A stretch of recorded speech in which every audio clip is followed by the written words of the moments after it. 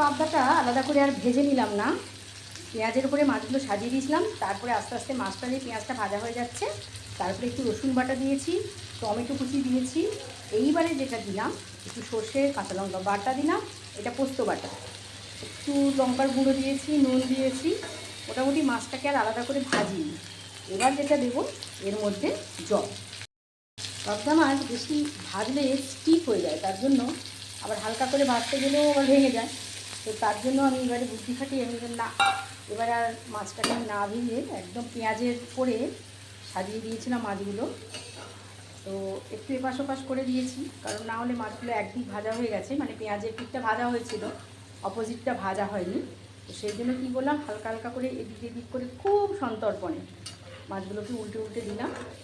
Already এবার জল ঢেলে দিয়েছি, ফুটুক, পাতলা নরম মাছ তো, ফুটলে আমি নামিয়ে দেবো। পোস্ত সর্ষে বাটা দিয়ে পাবদার ঝাল একবারে আমার রেডি।